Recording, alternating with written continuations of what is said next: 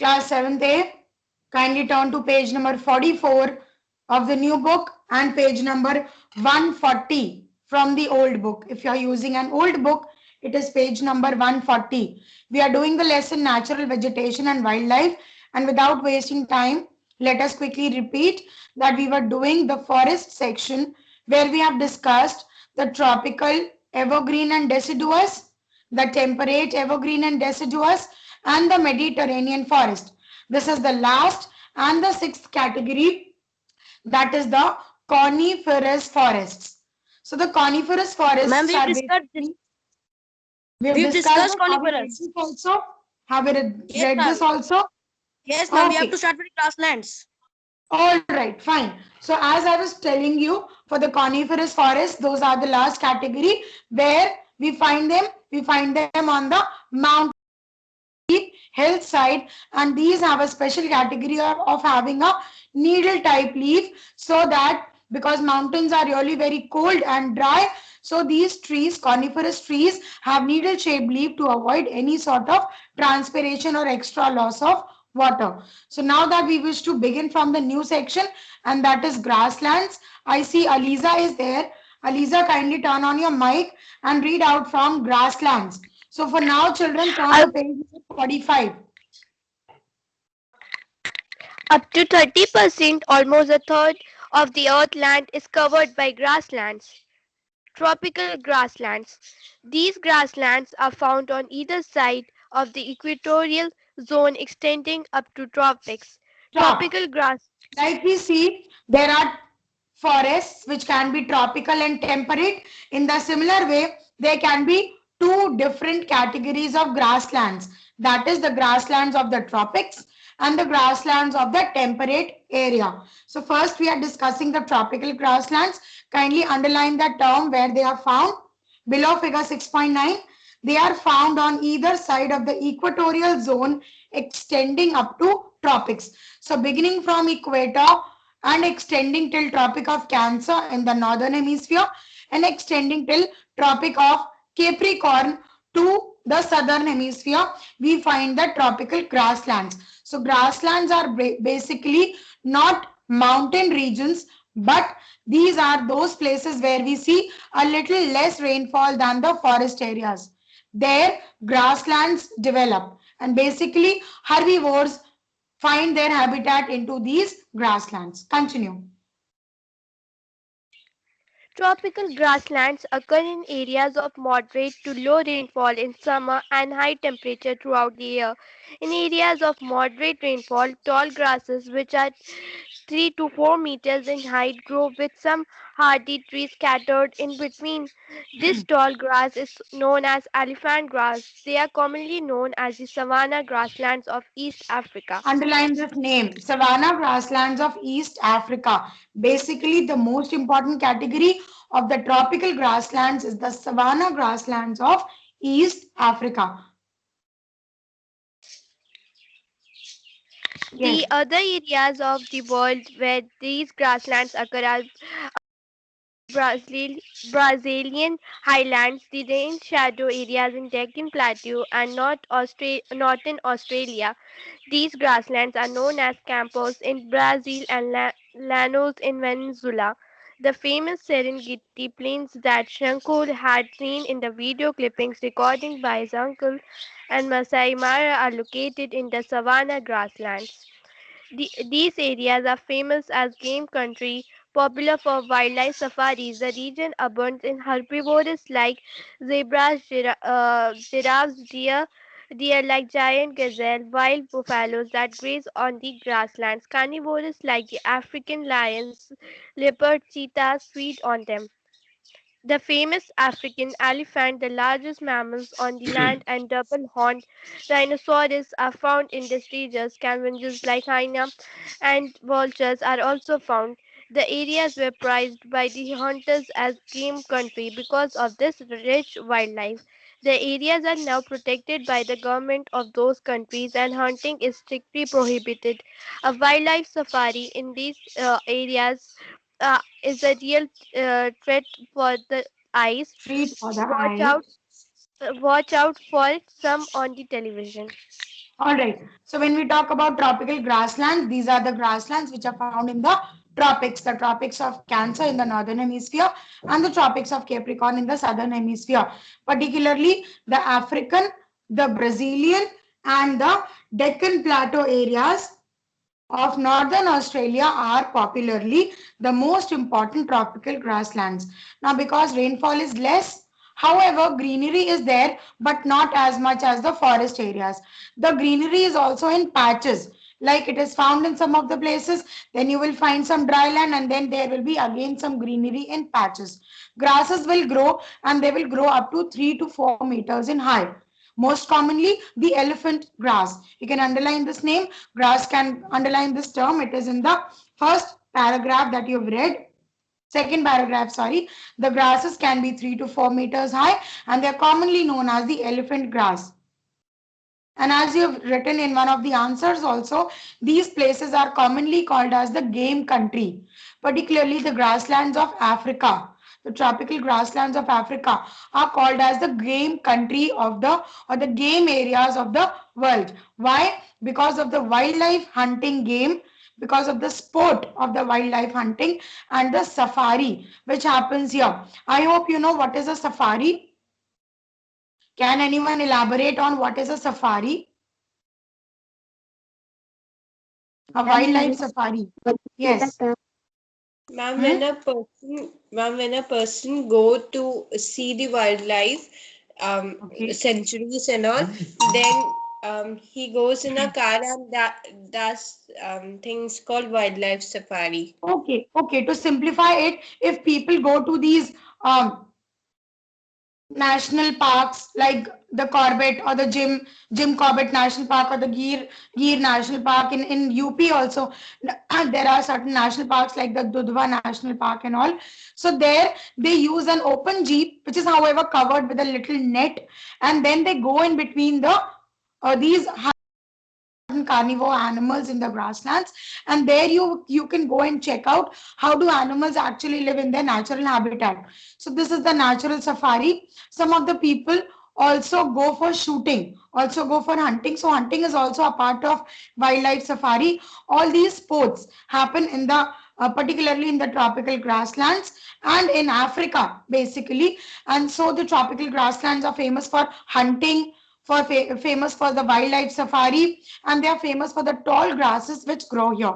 Certain herbivores are also found here because herbivore require grass to survive, and there is plenty of grass in the grasslands. So grasslands are basically those green patches or green areas where rainfall is mild to low. Rainfall could be medium to low during rainy seasons, and it is very dry during summer seasons. The winters are also very dry, and there herbivores feed because of abundant availability of grasses over here. Continue reading with the temperate grasslands. Aliza. These grasslands are found in the interior part of the continent.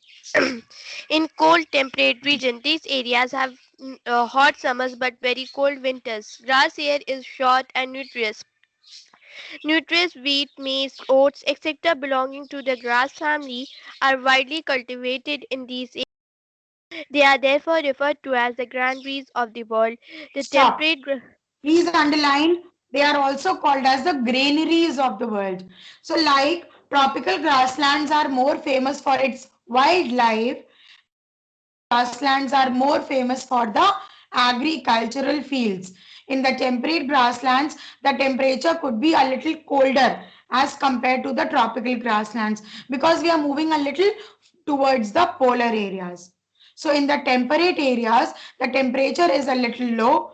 The rainfall is also very mild, and they are also called as granaries of the world because the temperature suits best to grow the agricultural crops. Not only in India, but in the other parts of the world like Canada, like Africa, like USA. We find these temperate grasslands, and these areas are very famous to grow different varieties of agricultural crops. Therefore, they are also called as the granaries of the world, the storehouse of crops of the world. The word granary means अनाज का गोदाम, granary. Okay, continue. The temperate grasslands have specific names and are known as prairies in North America, steppes in Eurasia, pampas in South America, velds in South Africa, and downs in Australia. The They same temperate grasslands are known by different names. You can underline these names. It is known as prairie. Prairie in North America. You will get to know about prairies in detail in class 8 geography. It is given there. And then steppe in Eurasia. There is a region which connects the Europe and the Asia continent, which is popularly known as Eurasia. So it is known as steppe. Asia. It is known as Pampas in South America, and it is known as Wells in South Africa, and it is known as Downs in Australia. All these are the regions which are which are much famous for their agricultural fields, and that is why they are known as the granaries of the world. They are same, but they are known by different names across different areas of the world. To find more about them, you can check out on the world map. You can turn to page number 41. You can turn to page number 41 once again. Check out figure 4.1 and check out the mid-latitude grasslands. See the olive green color of mid-latitude grasslands. Mid-latitude grasslands, ये यही temperate grasslands हैं, and you can check out how they are found in North America, South America, South Africa, Eurasia, and Australia also. So you can tally the green color, the olive green color of the mid-latitude grasslands, and you can very well find out where the temperate grasslands are located all around the world. You can take time and read it out through this tally table given to you below the map. Yes, quickly continue, Aliza. great herds of bisons once roamed in Bison. North America.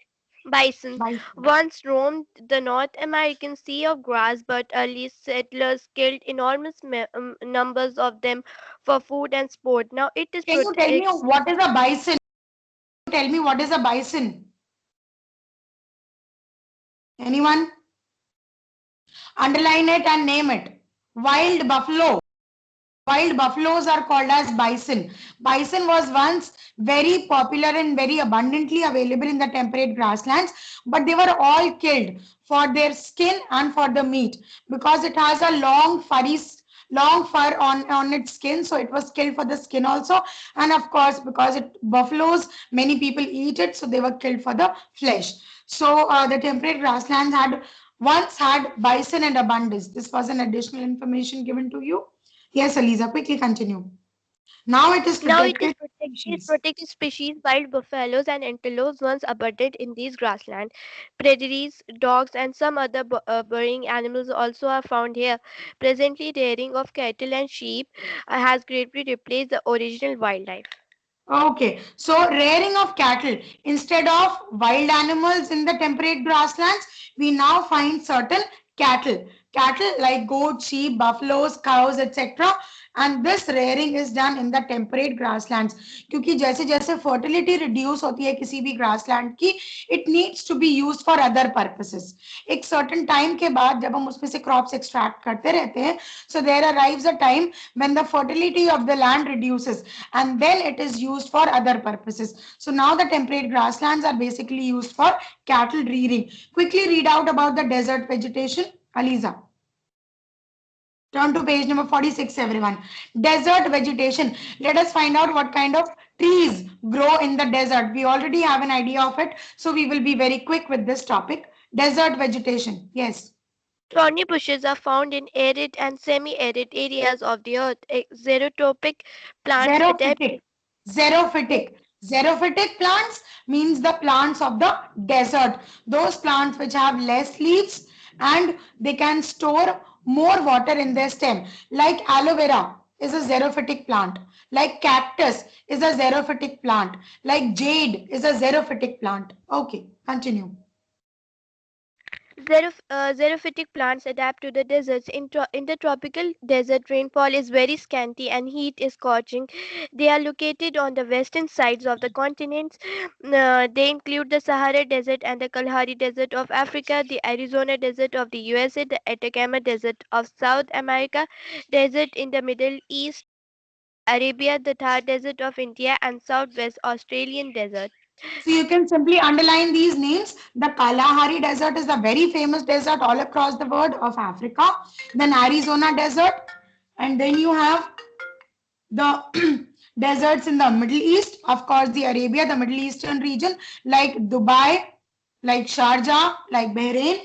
And then you have the Thar Desert, the Rajasthan Desert of India, which is also called the Thar Desert, and the Southwestern Australian Desert are some of the most common by desert across the world. Continue. The xerophytic plants like cacti, which adapt to the dry areas, have long roots to tap groundwater. The thick and wax-coated stems store water. The leaves are transformed into thorns and spines. In the oasis, some thorny bushes and date plants grow.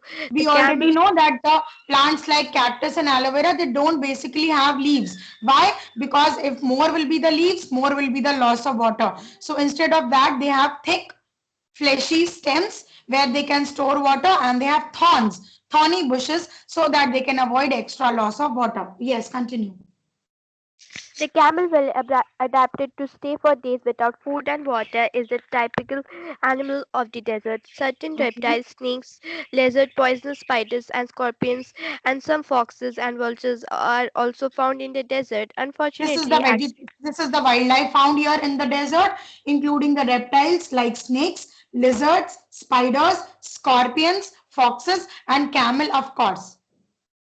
Underline these names. un- Yes, Aliza. unfortunately, activities of man like clearing of vegetation in areas surrounding deserts, overgrazing of surrounding lands have extended the boundaries of deserts. Okay. But certain hunting and other processes have led to the downfall of the desert vegetation. Will it be okay if I take 5 more minutes so that we can end up the chapter? Tundra vegetation, because hopefully this Saturday will be a holiday. Tundra vegetation, maybe. I think so. Tundra vegetation. Yes, continue. If not, we will do the revision. Aliza. Tundra Tundra vegetation. vegetation. In the polar regions north of the Arctic Circle, the extreme cold temperatures limit plant growth. Mosses, lichens, and some dwarf flowering shrubs comprise the tundra vegetation. They grow during the short summers, especially around lakes. The areas include the polar areas of North America, Europe, and Asia. The animals inhabiting these areas have thick fur and thick skin to protect themselves from the harsh cold climate. The polar bears, seal, walruses, sable, and blue fox belong to these areas. The reindeers, musk ox, and Arctic hare feed on the low-growing plants of the tundras. First of all, underline the name tundra. What do you mean by this? Like desert means hot desert, in the similar way, cold desert means tundra. So the word tundra means cold desert. Deserted area is an area which is very dry due to less water. Now less water could be because of extreme heat also, and less water could be because of extreme cold also. So in tundra we find certain vegetation like leech, mosses, which have very small leaves so that they can avoid loss of water. And for animals, we see polar bear, walruses, penguins, seals, certain cold animals of the colder region, and we are very well aware of them. You can underline certain these names. For example, the polar bear, seal, walrus, sable, and blue fox, or the Arctic hare, or the Arctic foxes, which are used to draw the sledges. Mountainous vegetation. Okay. Mountainous vegetation. Mountainous regions like the Himalayas have a distinct arrangements of various types of vegetation according to altitude. They range from evergreen to deciduous along the foothills to conifers higher up. It is followed by alpine grasslands and tundra type in higher altitudes. If you go on a trip to Sikkim or to Shimla, Kullu Manali in Himachal Pradesh, you will be able to see nearly all types of vegetation found in the world arranged according to the height in the mountainous areas. Our planet Earth has provided us with a rich heritage of world flora and fauna. We are only one of the vast collection of living beings of this living planet. By our selfish actions, we should not harm and wipe out other living organisms and plants of the earth. We should remember that by clearing the forest, we not only rob the wild animals of their homes, we also cut down a supply of oxygen and moisture on earth. Our motto should be to live and let life. Let live. So when we talk about the mountainous vegetation, it is very simple. When we start with the mountain, the base have thick forests. As we reach to a height, the leaves get shortened up, the trees become coniferous, and as we go to the tip of the mountains totally become like a tundra vegetation region. So as we go higher on the altitudes, the forests and the vegetation nearly comes to an end, and because as we go to the higher areas, we go towards the colder areas on mountains, and on mountains, because it is very cold, therefore the forested vegetation or the greenery becomes lesser and lesser. And then in the end, they are saying that the world or the earth has provided us with a lot of flora and fauna, that is with a lot of plants and animals, with a rich species of plants and animals, but we should take care of them so that the world remains as beautiful as it was created. So quickly tell me, is there any exercise to mark? Exercise E. Ma'am, long answers. Which Long one? answer. Exercise E. Yes, ma'am. Exercise E. C and D Ma'am. we have done. Yes. Yes, ma'am. Yes, ma'am. Okay. So I will send you exercise E. Kindly complete C, D, and E in the fair copy. Has everyone understood this? Yes, Yes, ma'am. Yes, ma'am. Okay. So I hope you've already done C and D. I will send you exercise E, and please complete it till we meet next. Okay. Okay. Okay. Parth, you can stop the recording now. What do you say?